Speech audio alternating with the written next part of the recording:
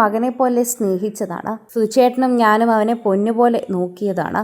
എന്നിട്ടും എന്നോടിപ്പോൾ അവൻ കാണിക്കുന്നത് ഒരു അന്യ സ്ത്രീയെ പോലെയാണ്. ഞാൻ അവനോട് എന്തോ ക്രൂരത ചെയ്തു എന്നാണ് കിച്ചു പറയുന്നത്. എനിക്കിതൊന്നും മനസ്സിലാകുന്നില്ല.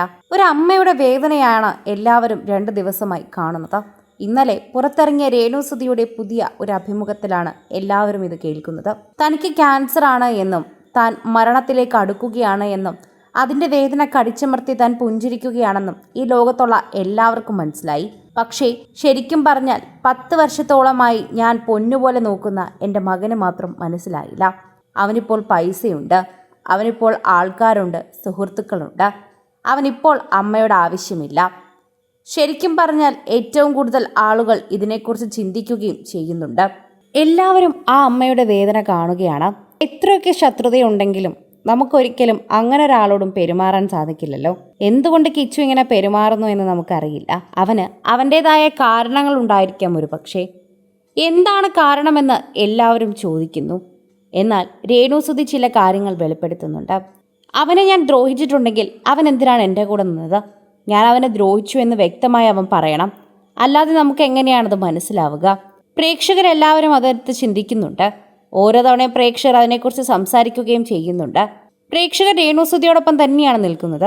രേണുവിനോട് വളരെയധികം സ്നേഹമാണ് പ്രേക്ഷകർക്ക്. പ്രേക്ഷകരുടെ പ്രീതിയെല്ലാം തന്നെ മനസ്സിലാക്കുകയും പ്രേക്ഷകർ വളരെയധികം തന്നെ സ്നേഹത്തോടെ സംസാരിക്കുകയും ചെയ്യുന്നുണ്ട്. ആരാധകർ തന്നെ വളരെയധികം സ്നേഹത്തോടെയാണ് ഈ വാർത്തയെക്കുറിച്ച് ചോദിക്കുകയും ചെയ്യുന്നത്.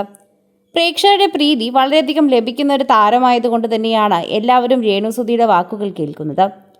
തനിക്ക് ക്യാൻസർ ആണ് എന്ന് അറിഞ്ഞതിന് ശേഷം തൻ്റെ ഏക മാർഗം യൂട്യൂബ് ചാനലും ഇൻസ്റ്റഗ്രാമുമാണെന്നും അതിലൂടെ തന്നെ സഹായിക്കണമെന്നും പറഞ്ഞുകൊണ്ടെത്തുമ്പോൾ പലരും ഇപ്പോൾ പിന്തുണയ്ക്കുകയാണ് രേണുവിനെ. രേണുവിനോടുള്ള ഇഷ്ടം എല്ലാവരും അറിയിക്കുന്നുണ്ട്. എല്ലാവർക്കും ആ സ്നേഹം അങ്ങനെ തന്നെയുണ്ട്.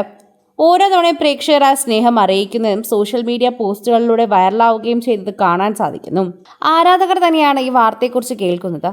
ഓരോ തവണയും പ്രേക്ഷകർ വളരെയധികം സ്നേഹത്തോടെ കാണുന്നതും ഇതേ കാര്യം തന്നെയാണെന്ന് പറയുകയും ചെയ്യുന്നുണ്ട്. പ്രേക്ഷകർക്ക് അത് വളരെയധികം മനസ്സിലാവുന്നതിനോടൊപ്പം തന്നെ സോഷ്യൽ മീഡിയ പോസ്റ്റുകളോടൊപ്പം ഇക്കാര്യങ്ങളെക്കുറിച്ച് ചോദിക്കുകയും രേണുവിനോടും കാര്യങ്ങൾ അന്വേഷിക്കുകയും ചെയ്യുന്നു. സോഷ്യൽ മീഡിയ പോസ്റ്റുകൾ വളരെ വ്യക്തമായി തന്നെയാണ് ഈ ഒരു വാക്കുകളിലെല്ലാം തന്നെ നിർത്തുന്നത്. ഓരോ തവണയും പ്രേക്ഷകർ വളരെയധികം സ്വാധീനം ചെലുത്തുന്ന ഒരു വ്യക്തിയായി മാറുന്നുണ്ട്. വളരെ ബോൾഡായി സംസാരിക്കുകയും എല്ലാ കാര്യങ്ങളും ഇപ്പോൾ വളരെയധികം കൃത്യതയോടെ ചെയ്യാനും രേണുസുതിക്ക് സാധിക്കുന്നുണ്ട്.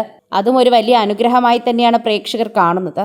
പ്രേക്ഷകരുടെ ഇടയിൽ തന്നെ വളരെയധികം രീതിയിൽ വ്യക്തമായ കാര്യങ്ങൾ സംസാരിക്കാനും സോഷ്യൽ മീഡിയ പോസ്റ്റുകളോടൊപ്പം തന്നെ ഇതിനെക്കുറിച്ച് പറയാനും പറ്റുന്നത് വളരെ നല്ല കാര്യമായി തന്നെ മാറുകയും ചെയ്യുന്നു.